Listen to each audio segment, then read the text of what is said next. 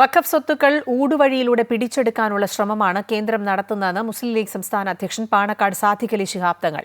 കെട്ടിച്ചമച്ച ഭേദഗതിയാണ് കേന്ദ്രം കൊണ്ടുവരുന്നതെന്നും ബില്ലിനെ ശക്തമായി എതിർക്കുമെന്നും തങ്ങൾ പറഞ്ഞു. ഒരു പ്രത്യേക ജനവിഭാഗത്തെ ലക്ഷ്യം വെച്ചുള്ള നിയമമാണെന്നും നാളെ മറ്റ് ജനവിഭാഗങ്ങളുടെ സ്വത്തും പിടിച്ചെടുക്കുമെന്നും പി കെ കുഞ്ഞാലിക്കുട്ടി പറഞ്ഞു. പ്രശ്നം നല്ലവർക്ക് പരിഹരിക്കണം എന്നുള്ള നിലക്ക് പറയുന്നതാവും.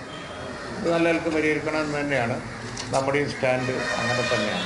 ഇത് ദേശീയ തലത്തിലുള്ള ഒരു വിഷയമാണ്. മുനമ്പം വിഷയം രമ്യമായിട്ട് പരിഹരിക്കണം എന്നുള്ള നമ്മൾ നേരത്തെ എടുത്ത വിഷയത്തിൽ ഗവൺമെൻറ് എടുക്കുന്ന പരിഹരിക്കാനുള്ള വിഷയങ്ങൾക്ക് പിന്തുണ കൊടുക്കുമെന്ന് ഇവിടുത്തെ എല്ലാ സംഘടനകളും പറഞ്ഞ വിഷയത്തിൽ അതിലൊന്നും മാറ്റമില്ല. അതിൽ മാറ്റമില്ല. ഇതിൽ ഒന്നും രണ്ടും ക്ലോസ് അല്ല, ഒരുപാട് ക്ലോസ് ഉണ്ട്. ഒക്കെ ബോർഡിൻ്റെ ഘടനയെ മാറ്റുകയാണ്. അതുപോലെ തന്നെ ട്രിബ്യൂണലിൻ്റെ വിധി പുനഃപരിശോധിക്കാൻ ഒരു ഉദ്യോഗസ്ഥന് അധികാരം കൊടുക്കുകയാണ്. പിന്നെ ഇവിടെ ഒരു വിഭാഗത്തിൻ്റെ മാത്രമല്ലല്ലോ ഈ സമിതികളുള്ളത്.